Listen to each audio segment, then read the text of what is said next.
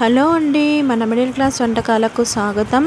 ఈరోజు రెసిపీ వచ్చేసి chicken masala curry చూపిస్తున్నానండి. కొంచెం స్పైసీ తగ్గట్టు మీరు కారం వేసుకోండి. నేను స్పైసీ తగ్గట్టు నేను వేసుకున్నానండి. కారం, సాల్ట్ వేసేసుకున్న తర్వాత కొంచెం అల్లం వెల్లుల్లి పేస్ట్ తీసుకోవాలి.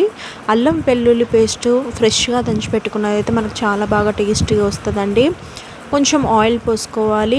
ఆయిల్ పోసేసుకొని అంతా కలిపేసుకోవాలి, బాగా పట్టించాలండి. అప్పుడే మనకు మంచిగా గ్రేవీ అనేది చాలా బాగా ఎక్కువ వస్తుందండి.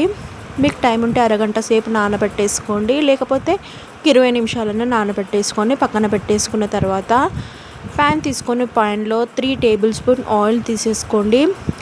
మసాలా దినుసులు, లవంగాలు, సాజీరా, పువ్వు అవన్నీ వేసేసుకోవాలి. వేసేసుకున్న తర్వాత అవి కొంచెం వేగాక అప్పుడు మనము స్లైసెస్ లాగా కట్ చేసి పెట్టుకున్న ఆనియన్స్ వేసుకోవాలండి. ఆనియన్స్ అనేది మనకు గోల్డెన్ కలర్ వచ్చేదాకా వేయించుకోవాలండి. అప్పుడే మనకు చికెన్ కర్రీ అనేది చాలా బాగా టేస్ట్ వస్తుందండి. మీకు గ్రేవీ బాగా చిక్కగా కావాలి అనుకునే వాళ్ళు మనం ఉల్లిపాయలు వేసినప్పుడు ఉంటుంది కదండి, అప్పుడు ఒక 1/2 స్పూన్ అంతా సాల్ట్ వేసుకోవాలండి. అప్పుడు మనకు గ్రేవీ అనేది ఇంకా చిక్కగా వచ్చేస్తాయి. మనకు ఉల్లిపాయలు కూడా తొందరగా వేగుతాయండి. అలా వేగిన తర్వాత పుదీనా, కడిగి పెట్టుకున్న పుదీనా అందులో వేసేసుకోవాలి.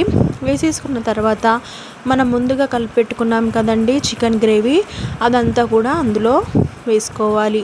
వేసేసుకున్న తర్వాత మొత్తం అంతా కలిపేసుకోవాలండి. మనకు చికెన్ గ్రేవీ అనేది నీచు వాసన రాకుండా ఉండాలంటే మనము ఎంత బాగా కుక్ చేసుకుంటే అంత బాగా మంచిగా చాలా బాగా టేస్ట్ ఉంటుందండి. బాగా కుక్ చేసుకోండి. కుక్ చేసుకున్న తర్వాత 20 మినిట్స్ 15 మినిట్స్ కంపల్సరీ కుక్ చేసుకోవాలండి. నీళ్ళు అనేవి మనకు పైకి అంత వచ్చే వరకు కుక్ చేసుకోవాలి. అలా పైకి రావాలండి. అలా పైకి వచ్చిన తర్వాత మళ్ళీ మీకు టైం ఉంటే ఇంకొక 20 మినిట్స్ అయినా కుక్ చేసుకోవచ్చు. అలా వేసిన తర్వాత కొంచెం మరీ ఎక్కువ కాదండి, మీకు సరిపడా వాటర్ యాడ్ చేయండి. యాడ్ చేసిన తర్వాత మూత పెట్టేసుకొని 20 మినిట్స్ కుక్ చేసుకున్న తర్వాత చికెన్ మసాలా, గరం మసాలా వేసేసుకొని దగ్గరికి చేసేసుకోండి. లాస్ట్కు కసూరి మేతి వేసేసుకోవాలి. మనకు చికెన్ కర్రీ అనేది ఆల్మోస్ట్ రెడీ అయిపోయిందండి. ఈ పద్ధతిలో చేసుకుంటే మనకు చాలా బాగా టేస్ట్గా ఉంటుందండి.